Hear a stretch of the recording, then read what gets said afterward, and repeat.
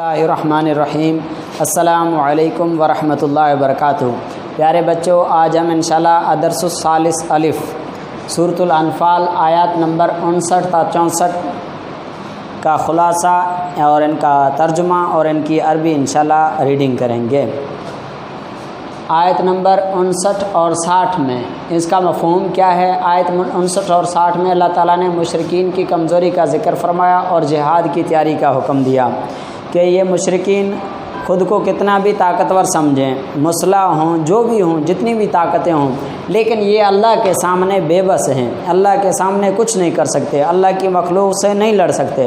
جیسے غزوہ بدر میں وہ بالکل تیار ہو کر آئے تھے، لیکن اللہ نے اپنے فرشتے نازل کر کے ان سب کو صفائے ہستی سے مٹا دیا اور ختم کر دیا۔ تو یہ اللہ کی ان کی طاقتوں کو اللہ نے مٹا دیا، یہ اللہ کی قدرت ہے۔ تو اللہ ان کی کمزوری کو ذکر فرما رہے ہیں کہ وہ خود کو کتنا بھی طاقتور تسلیم کریں، سمجھیں، لیکن اللہ کے ہاں ان کی طاقت نہیں چل سکتی۔ اور جہاد کی تیاری کا حکم بھی دیا کہ مسلمانوں، تمہارا حقیقی مددگار تو اللہ ہی ہے، تمہیں فتح اللہ ہی دے گا، تمہیں شکست سے اللہ ہی بچائے گا، لیکن دشمنوں کو ڈرانے کے لیے، ان پر رعب بٹھانے کے لیے آپ جہاد کے لیے ظاہری تیاری کرو، اسلحہ وغیرہ خریدو اور ہتھیار وغیرہ خریدو، تاکہ آپ کے جو دشمن ہیں وہ آپ سے ڈرتے رہیں اور ان کے دل میں آپ کا خوف ہو۔ آیت نمبر 61 کا مفہوم، آیت نمبر 61 میں اللہ تعالیٰ نے فرمایا کہ کفار اگر خود صلح کرنا چاہیں تو کر لیں آپ، یعنی وہ خود آ رہے ہیں، صلح کر رہے ہیں، معاہدہ کر رہے ہیں، تو آپ ان سے صلح کر رہے ہیں۔ مزید آپ یہ نہ ڈریں کہ وہ شاید دھوکہ کریں یا آپ سے کوئی مسئلہ کریں، وہ چیز آپ اللہ پر چھوڑیں۔ آپ ان کے ظاہری حال کو دیکھیں کہ اگر واقعی وہ وعدہ کر رہے ہیں، آپ سے صلح کر رہے ہیں، تو آپ ان سے صلح کر لو۔ آیت نمبر 62 کا مفہوم، اللہ تعالیٰ اپنی نصرت یاد دلا رہے ہیں۔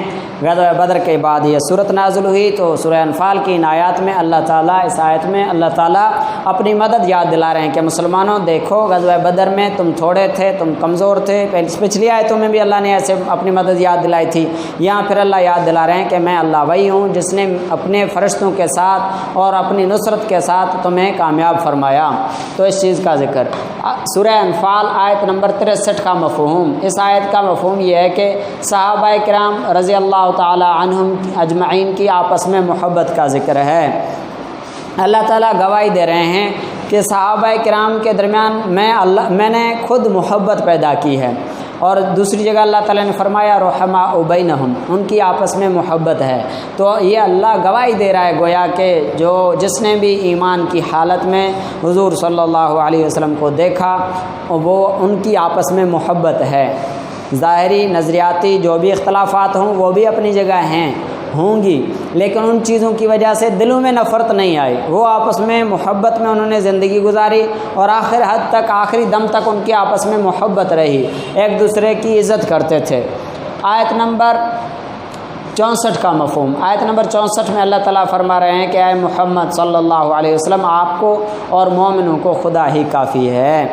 جیسے غزوہ بدر میں اللہ نے آپ کی کفایت کی اور کفار سے طاقت ہونے کے ان کے طاقتور ہونے کے باوجود آپ کو اللہ نے فتح نصیب فرمائی، ایسے ہی آئندہ بھی اللہ ہی آپ کا مددگار رہے گا۔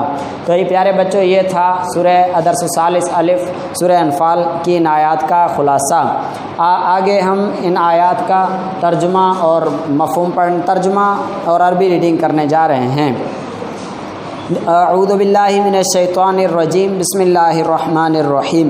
ولا يحسبن الذین کفروا سبقوا انہم لا یعجزون، اور کافر یہ خیال نہ کریں کہ وہ بھاگ نکلے ہیں، وہ اپنی چالوں سے ہم کو ہرگز عاجز نہیں کر سکیں گے۔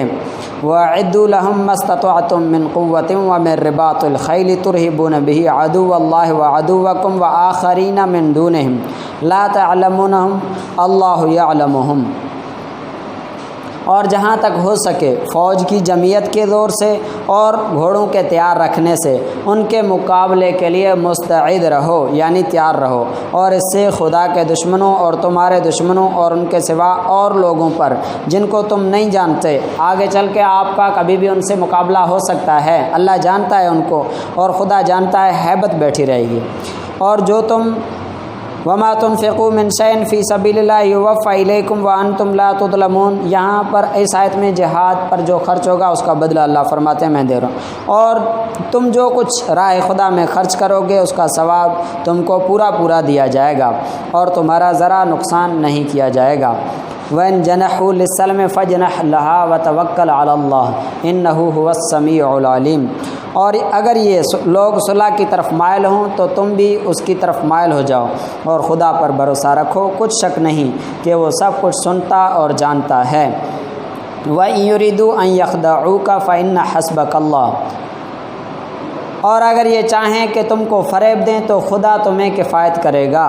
هُوَ الَّذِي أَيَّدَكَ بِنَصْرِهِ وَبِالْمُؤْمِنِينَ وَأَلَّفَ بَيْنَ قُلُوبِهِمْ لَوْ أَنفَقْتَ مَا فِي الْأَرْضِ جَمِيعًا مَا أَلَّفْتَ بَيْنَ قُلُوبِهِمْ وَلَكِنَّ اللَّهَ أَلَّفَ بَيْنَهُمْ إِنَّهُ عَزِيزٌ حَكِيمٌ، اور ان کے دلوں میں الفت پیدا کر دی، اگر تم دنیا بھر کی دولت خرچ کرتے تب بھی ان کے دلوں میں الفت پیدا نہ کر سکتے، مگر خدا ہی نے ان میں الفت ڈال دی، بے شک وہ زبردست اور حکمت والا ہے۔